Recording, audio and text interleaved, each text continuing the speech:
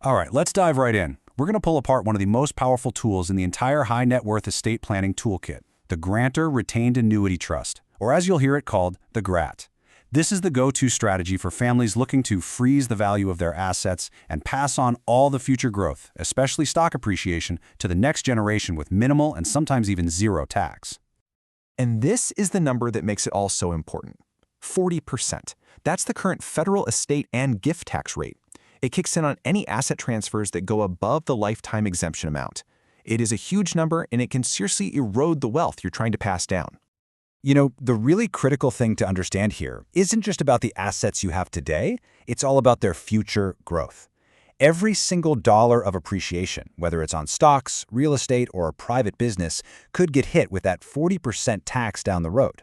And solving that high-stakes problem is exactly what we're going to break down today. So here's our game plan. We'll start with the problem itself.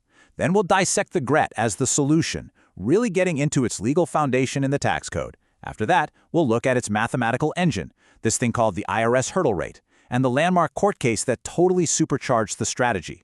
Then we'll get practical with advanced execution, and finally, we'll wrap up with the risks and talk about why the window to use this incredible tool might just be closing. Okay, so first up, let's be crystal clear about the core challenge we're tackling. It is all about appreciation. I mean, think about it. If an asset is worth, say, $20 million today, and it balloons to $50 million, that extra $30 million of growth is what creates a monster of a future tax bill. The whole goal here is to get that growth out of your taxable estate before it becomes a problem. And this is the very tool designed for that exact purpose. The GRAT is what's known as a statutory estate freeze. And no, it's not some sneaky loophole. It's a strategy that's literally built on a specific exception within the Internal Revenue Code, specifically Section 2702.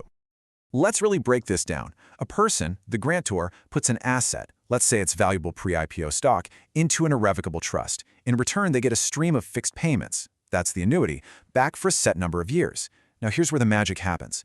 If the assets inside that trust grow faster than a specific rate set by the IRS, all of that excess growth, every penny, passes to the beneficiaries, usually their kids, completely free of any estate or gift tax. Now, what's really interesting is the legal backbone here. You see, Section 2702 of the tax code was actually written to stop these kinds of estate freezes. But, and this is the key, Congress wrote in a specific exception for what it calls qualified interests. And guess what? A GRAT annuity is one of those qualified interests. That gives it a statutory safe harbor, making it a totally reliable IRS-sanctioned tool as long as you structure it correctly. So that brings us to the engine that makes this whole thing go. The success of a GRAT isn't just about your assets growing. It's about how much they grow compared to a very specific benchmark that the IRS sets. And this is it, the Section 7520 rate. Most people just call it the hurdle rate. Every single month, the IRS publishes this number. When you set up a GRAT, the IRS basically assumes your assets are going to grow at exactly this rate. So the whole game is to pick assets that you believe are going to blow past this hurdle. Any growth you get above this rate is the tax-free profit that goes straight to your heirs. This chart just illustrates the power of that rate so perfectly. Let's imagine a $10 million two-year GRAT where the assets grow at 10% a year. Just look at the difference. In a low-rate environment like we saw in 2020, with a hurdle rate of just 0.6%, you're transferring over $1 million tax-free. It's incredible. Even in a more moderate environment with a 4.6% rate, it's still well over $660,000. It's simple, right? The bigger the spread between your actual return and that 7520 rate, the more wealth you successfully transfer. Now, this strategy was always good, but one single court case took it to a completely different level. It allowed people to use GRATs without burning through any of their lifetime gift tax exemption. And this was a critical development. So before the year 2000, the IRS really pushed back against what are called zeroed-out GRATs. They used a specific regulation, you might hear it called Example 5, to argue their case. Their position was that you had to account for the chance that the grantor might die during the trust's term.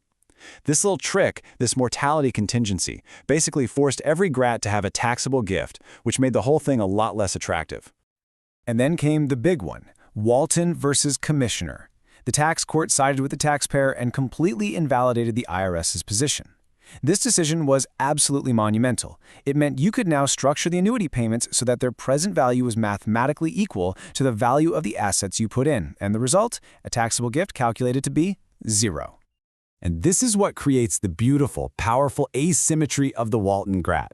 Think about it. If the assets underperform that hurdle rate, they just come right back to you through the annuity payments. Sure, you're out the legal fees, but you haven't wasted a single dollar of your valuable lifetime gift exemption. It's basically a tie. But if the assets outperform, you win, and that appreciation is transferred completely tax-free. It is an incredible win-tie proposition. Okay, so we've got the theory down, and the legal precedent is solid. Let's shift gears now and talk about the highly technical requirements for actually putting a GRAT into practice. Because let me tell you, the devil is absolutely in the details here. The Treasury regulations on this are incredibly precise. One tiny drafting error can blow up the entire strategy. The trust has to be irrevocable, the annuity payment has to be fixed, and you can't add more money to it later. And pay special attention to that rule allowing the annuity to increase by up to 20% each year. That's a key feature. It allows more capital to stay in the trust, compounding for longer, especially in the early years. Now, for a more advanced technique, you don't just do one GRAT. You do a series of them. It's called rolling GRATs. The idea is you set up a new short-term 2-year GRAT every single year. As the annuity payments come back to you from the older GRATs, you just use them to fund the new ones. This is brilliant because it isolates your wins. A bad 2-year run in the market won't claw back the amazing gains from a great 2-year period. And the back-end stuff is just as critical. If you're using private company stock, you need a qualified appraisal to get the clock started on this statute of limitations for an IRS audit. You can even use valuation discounts to get more bang for your buck, but maybe the most important defensive tool is what's called the savings clause. This little piece of legal language automatically adjusts the annuity payment if the IRS ever challenges your initial valuation. It effectively neutralizes the risk of a huge unexpected gift tax bill. Now, as powerful as this strategy is, let's be real, it's not risk-free. And the current legislative environment is definitely creating a sense of urgency for anyone who's thinking about it. So there are really 3 main risks. First, there's mortality risk. You simply have to outlive the trust's term. If you die during that 2-year GRAT term, the assets get pulled right back into your estate, and the benefit is gone.